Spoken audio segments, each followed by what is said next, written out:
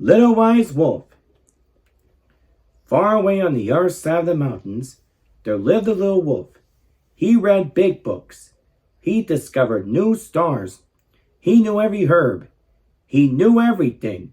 Because he knew so much about almost everyone, called him Little Wise Wolf. And that made him feel rather proud. The animals who lived nearby often went to see him with difficult questions. Little Miss Wolf, called the bear, where do butterflies eat? What do butterflies eat? Little Wise Wolf, where does the rain come from? Asked the goat. Little Wise Wolf, how many stars are in the sky? Barked the badger. Little Wise Wolf, I can't read, squeaked a small rabbit. Will you help me? But Little Wise Wolf did not want to be disturbed. He still had so many books to read so that he could become even wiser.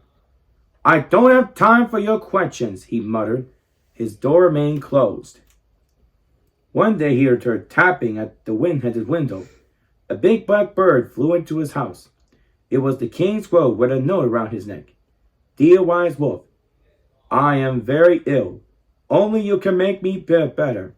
Please help. Yours, the king. No time, shouted Little Wise Wolf.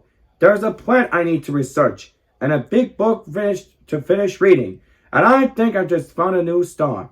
I'm really rather busy right now. When the king calls, you have to come, said the crow.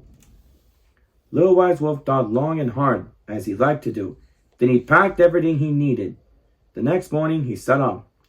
Little Wise Wolf, said the mouse, where are you going? I'm off to see the king. I don't have time for your questions, he growled, and he cycled away. I heard that the king is ill, said the badger, and only the wolf can make him better. Said the bear, but it's such a long way to the castle. Do you think he needs our help? The road was very long. Little Wise Wolf pedaled and pedaled and pedaled. The road went up, down, and the road went down. Little Wise Wolf walked and walked and walked. The mountains rose higher and higher. Little Wise Wolf climbed and climbed and climbed. He's going so slowly, whispered the goat. Do you think he needs our help? Well, we're really rather busy right now, said the rabbits. Around the midday, it started to rain. Big drops fell from the sky.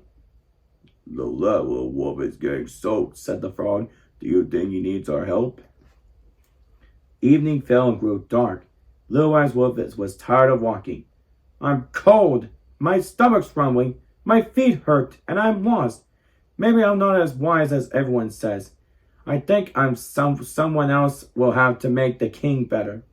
Then in the distance, he saw a light.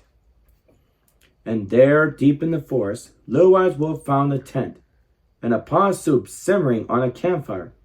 He had no idea where they came from, but he had a lovely night's sleep.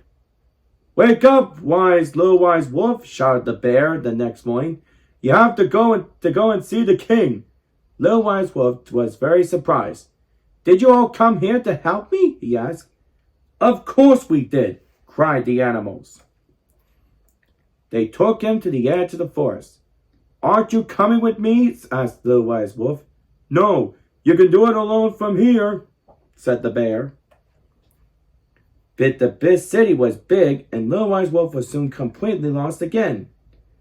Can anyone tell me how to get to the castle? He asked quietly. A friendly cat showed him the way. Finally, Little Wise Wolf arrived at the castle gates, but then he couldn't go any farther. I don't think I can do it. Someone else will have to make the king better, he said once again. But the crow pushed him aside. Go on! The king is waiting for you! Hello, Wise Wolf, said the king weakly. Thank you for coming. I'm not as wise as everyone says, stuttered the little wolf. But the king wouldn't listen. Make me better right away, he said. I don't have time to be ill. So Little Wise Wolf made some medicine.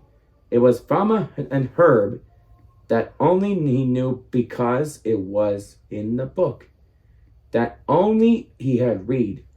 The king swallowed a spoonful, and before long, he was back on his feet again. Please, begged the king, stay here and be my royal doctor. I will give you the tower room so you can look at the stars. No one will disturb you, but you can read big books all day long. But for once, Little Wise Wolf did not have to think long and hard. I need to go back to my friends on the other side of the mountains, he said. I still have a lot to learn from them. Now, Little Wise Wolf is never too busy when the other animals come to see him. No one knows how, but he reads just as many big books as before. And he discovers just as many plants and stars. Maybe even more. The end. And this is Craig A. Vaver saying, keep on having a great day and we'll see you next time.